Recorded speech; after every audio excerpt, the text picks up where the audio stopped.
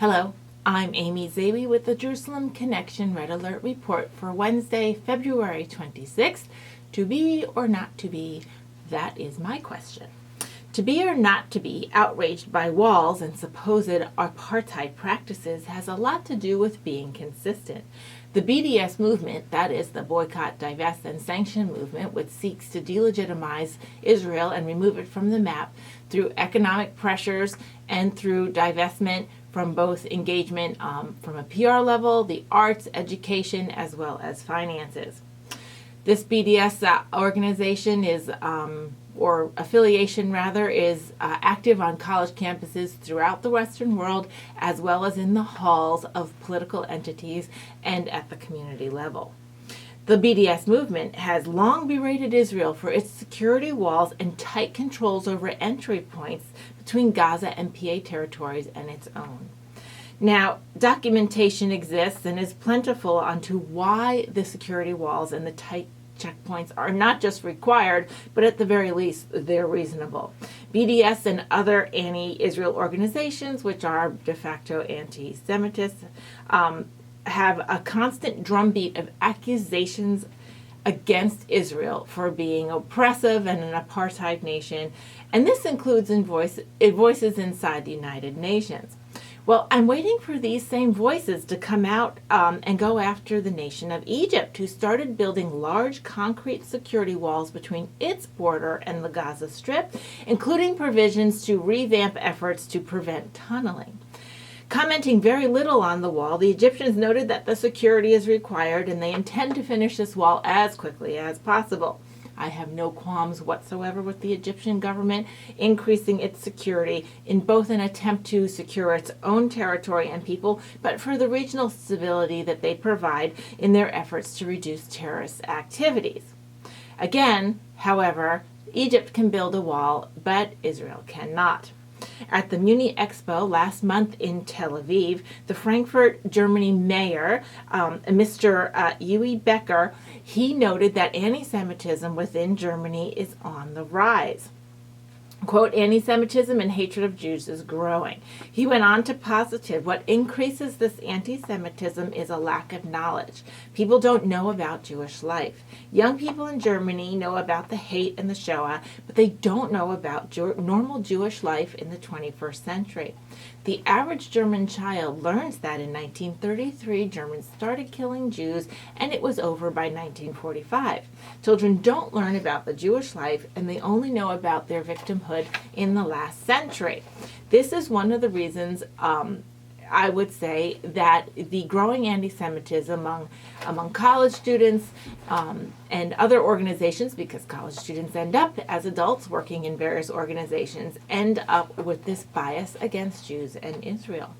According to Benjamin Weinthal in an article in February's Jerusalem Post, in 2017, a German government study revealed that nearly 33 million Germans, about 40% of the population, were infected with, quote, contemporary anti-Semitism, meaning a hatred of the Jewish state. In a section of the study titled Agreement to Israel-Related Anti-Semitism, the report said that 40% of German respondents showed approval for the following statement. Here's what the statement says. Based on Israel's policy, I can understand people having something against Jews. 40% of Germans said that was a reasonable statement to make. They might not have personally agreed with it, but that the statement's reasonable. That's quite scary. And just a reminder for all of you out there who think that Islamophobia is our biggest problem in the West, especially here in America, because that's what we're told all the time, Jews in America were the victims of 60% of religious-motivated hate crimes in the year 2018, according to an FBI study just released last month. That also included a 105% increase on physical assaults against Jews in America from the previous year, which was 2017. This is all U.S. FBI stats. So I would say it is pretty concrete and non-controvertible. And it's also sad and alarming. Meanwhile, America's favorite pastime, baseball, and its premier professional league, the MLB, they removed their sponsorship of Roger Waters' 2020 tour called This Is Not a Drill. Roger Waters is a famous American musician and performer that you may remember his roots in the band called Pink Floyd. Well, he joined the BDS movement back in 2011 and is one of their most outspoken proponents. The MLB had agreed to sponsor his ticket sales for the tour, but then the MLB was petitioned by various Jewish concerned groups that were saying that petitioning the MLB to stop sponsorship of the tickets because it produced a support for a known anti-Semite, and it would not be good practices, and it is an unreasonable thing for an American organization to do. It seems the MLB, who made little comment on the issue, agreed and has removed their sponsorship from Roger Waters' ticket sale and tour. This is not the first time, thankfully, that Roger Waters has lost sponsorship. He has lost sponsorship over the years from American Express, Citibank due to his involvement with the BDS movement. Another voice of reason was recently expressed this past month at the University of Illinois Champaign-Urbana. The student government there posted in favor of engaging in BDS activities. However, the president of the organization vetoed it.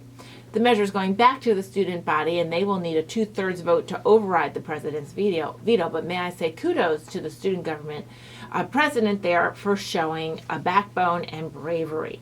This particular resolution called on the university to, quote, divest from companies that profit from human rights violations in Palestine and other communities globally, as well as divesting from firms that provide weaponry and technology to U.S. Immigration Customs Enforcement. And this resolution had was voted in favor by more than half of the students' government's leadership committee. Shortly after that passage, the BDS resolution was also rejected, thankfully, by the university's administration, who have released a statement saying that no such resolutions represent the university administration. They also went on to say that the student government resolutions are non-binding and the university would not act on it even if it was passed. We are committed, they say, to the dialogue and supporting of students as they navigate challenging conversations about diversity and inclusion. We will continue to plan programming designed to build understanding of different perspectives on complex and divisive issues. Therefore, the administration feels they can use this whole event and this resolution and the back and forth on it as perhaps a learning moment.